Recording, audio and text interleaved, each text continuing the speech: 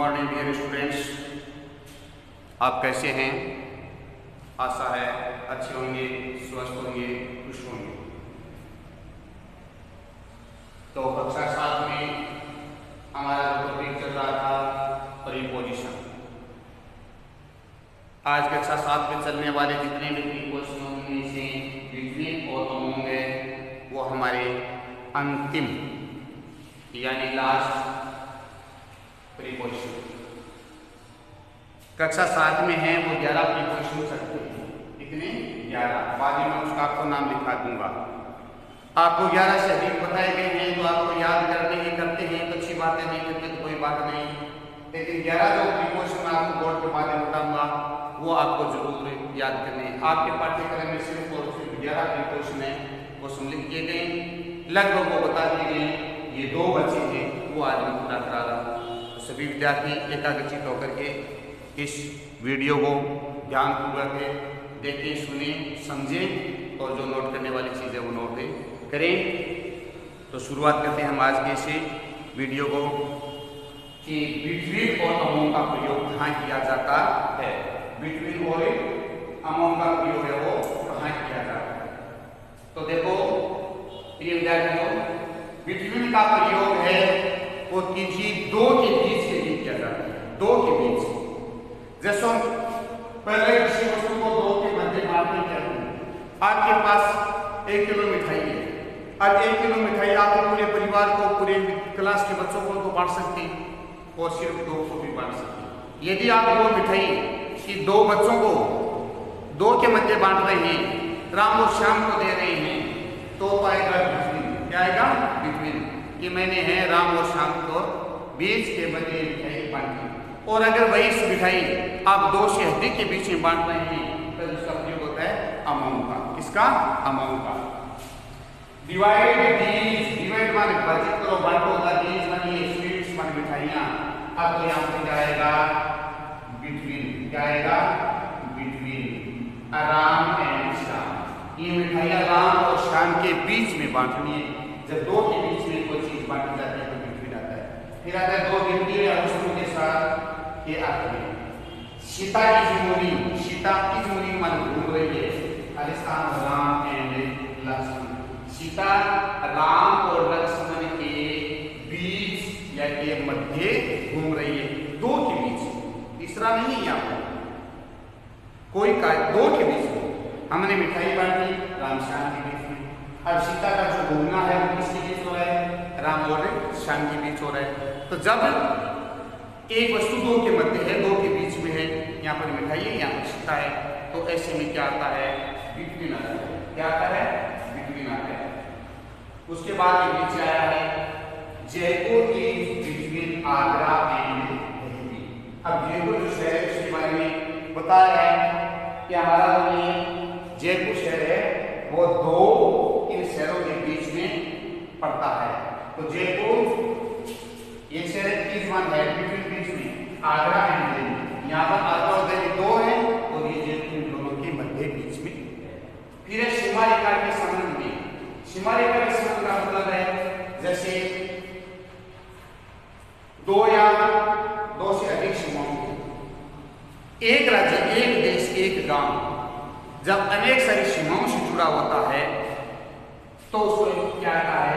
Between आता है। Rajasthan lies पड़ता है between Haryana, Gujarat and MP, यानी एमपी मध्य प्रदेश की सीमा के मध्य पड़ता है।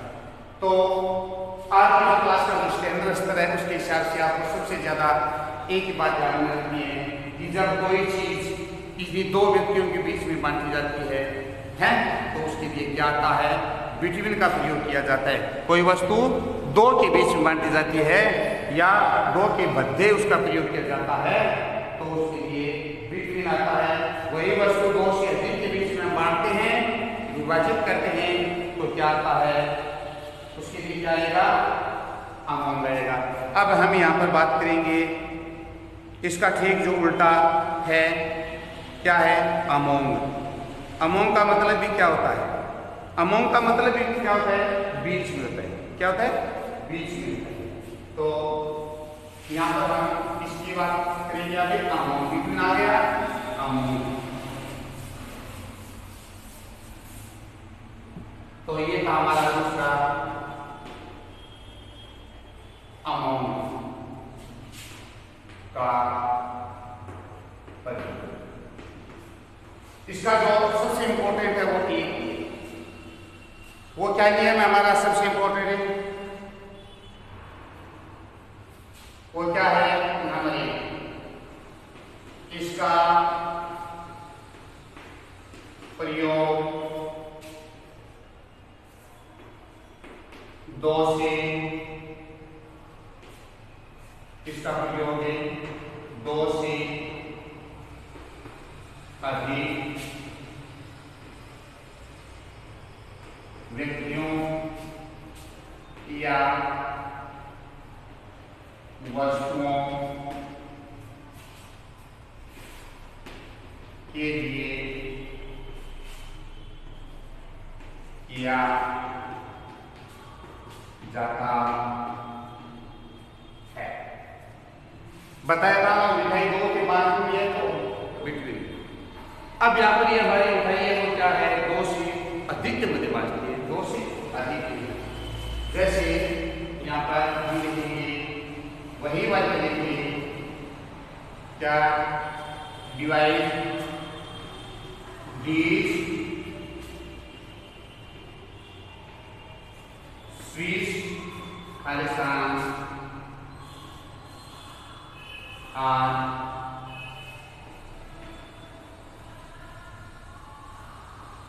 परेश। डिवाइड माने विभाजित करो, these माने स्विस माने मिठाइयाँ, और प्लेस सभी वही मिठाई है 1 किलो वजन या 2 किलो की, लेकिन बाद में इसमें प्लेस सभी खिलाड़ियों में, सभी खिलाड़ियों का मतलब है कि टीम के जितने भी प्लेयर है खिलाड़ी हैं उनसे सभी में बांटना है। 1 किलो मिठाई 2 में बांटेंगे तो आधा किलो आएगा तथा कितना रहेगा।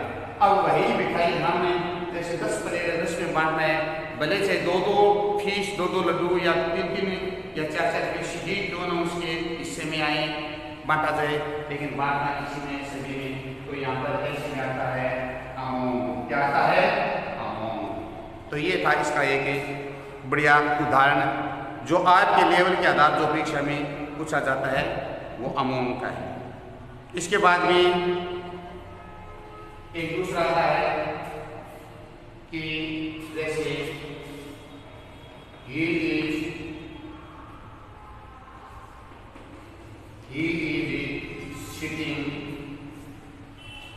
is sitting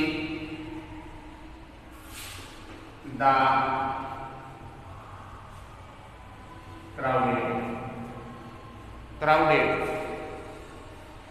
crowd। ये मान रहे कि सिटिंग हुआ बैठा है, द क्राउड मान होता है भीड़। क्या होता है क्राउड का मतलब होता है भीड़। भीड़ का मतलब किसी एक या 2 से तो है नहीं, एक बड़ा जनसमूह होता है, अनेक सारे लोगों की भीड़ होती है उसमें। तो ये माने वह सिटिंग मान बैठा है। देखो उसमें था कि सीता इज सिटिंग खालिस्तान राम श्याम लक्ष्मण, उसमें तो था कि सीता है राम और लक्ष्मण के बीच में बैठी, तो 2 के बीच में बैठी। लेकिन यहाँ पर ये आदमी भीड़ जो बैठा है वो है भीड़ के बीच में बैठा है, तो भीड़ है वो ज्यादा है, तो आएगा अमाउंट। क्या आएगा अमाउंट। तो ये था हमारा अमाउंट का प्रयोग। एक बार फिर बता देता हूँ, अमाउंट का प्रयोग 2 से अधिक के लिए, बीच में या मध्य के अंदर करता है, तो बिटवीन का प्रयोग सिर्फ और सिर्फ 2 के बीच में कोई वस्तु बांटी जाए या किसी का घर पड़ता है, कोई राज्य पड़ता है, कोई देश जिला गांव किसी 2 के मध्य पड़ता है, तो उसमें आता है बिटवीन। तो ये था हमारा आज का यूज ऑफ बिटवीन और एक अमाउंट है इसका। तो इसी के साथ हमारे जो प्रीपोजिशन का कक्षा 7 में जो हमारा चैप्टर था वो पूरा होता है। कौन सा चैप्टर पूरा होता है। अब हम आपके कक्षा 7 में समझ किए गए प्रीपोजिशन के बारे में दिखाता हूँ कि कौन कौन से प्रीपोजिशन। तो हम यहाँ पर लिखेंगे क्लास 7 और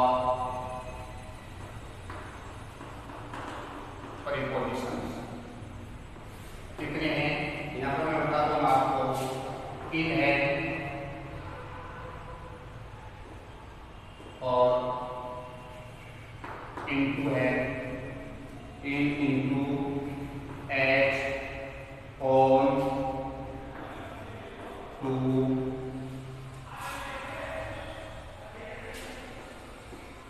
और अबो ओवर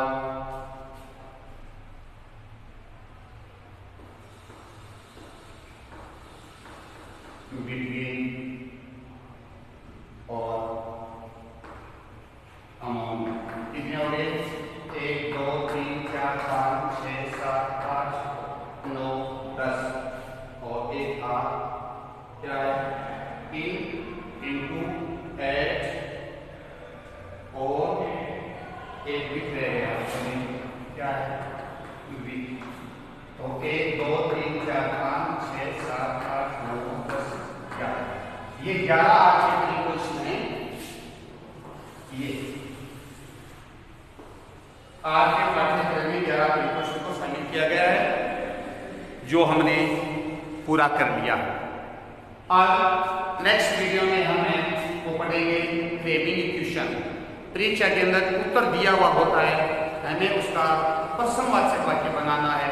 वो प्रश्नवाचक वाक्य दो तरीके से बनता है, हेल्पिंग वर्ब और WH। देखते हैं आपके पाठ्यक्रम में क्या शामिल किया गया है नेक्स्ट वीडियो में। तब तक आप ये जो प्रीपोजिशन है, आर्टिकल है, अब टेंस बताए गए हैं, नंबर्स बताए गए, उन सब पर आपको होमवर्क करना है। आपने कितना किया है वो तो जब आपकी होमवर्क बुक देखेंगे तभी पता चलेगा। तो आप सभी जितना मैंने बताया है उसको ज़रूर याद करते रहना कि आप क्या पढ़ रखा है आपने, कितना पढ़ा है। आज थोड़ी सी मैं आपको और ये जो आपके वर्ग वगैरह चलती हैं वो वर्ग के बारे में थोड़ा सा थोड़ी वर्ग दिखा देता हूँ रोजाना, जैसे 5-7 वर्ग है, ताकि आप इनके साथ थोड़ा जुड़े रहें पढ़ते हुए और ताकि वो सारी चीज़ें वो याद हो। तो हम आज यहाँ पर लिखेंगे 5-4 वर्ग लिखाऊंगा मैं आपको आगे। पीछे आपको लिखाई है उसमें है तो मजा बात है, नहीं है तो कोई बात नहीं। मैं आपको थोड़ा सा वर्ग दिखा देता हूँ। और रोजाना हम किस तरीके से वर्ग करेंगे, जैसे बिगिन का मतलब होता है आरंभ करना। दूसरा है इसका बिगिन, तीसरा है बिगुन, तीसरी हमारी ड्रिंक DRINK और फिर है सिंग, क्या है? सिंग, स्ट्रीम और RING रिंग। 1 2 3 4 5 कितने होगी? 5। और याद करोगे तो 5 ही आपके लिए बहुत। ड्रिंक मान होता है पीना, सिंग में से गाना, स्विम माने में से तैरना, और रिंग में होता है घंटी बजना, घंटी बजना। अब इन तीनों 5 उच्चारण होता है, एक नियम है, वो नियम याद रहता है तो अच्छी बात है। जैसे पहले बिगिन में आई था तो सेकंड फॉर में आई का ए हो गया, तो थर्ड में क्या हो गया? बी हो गया। इसी तरीके से ये इजी वे में आपको याद करने का तरीका है। तो जैसे ड्रिंक है तो ड्रिंक का क्या हो जाएगा? DRAN। तो थर्ड में क्या हो जाएगा? DRUN। ये देखो AAU। फिर है सिंग, तो ये हो जाएगा SANG, तो ये हो जाएगा SUNG। फिर है स्विम SWAM, तो SWUN।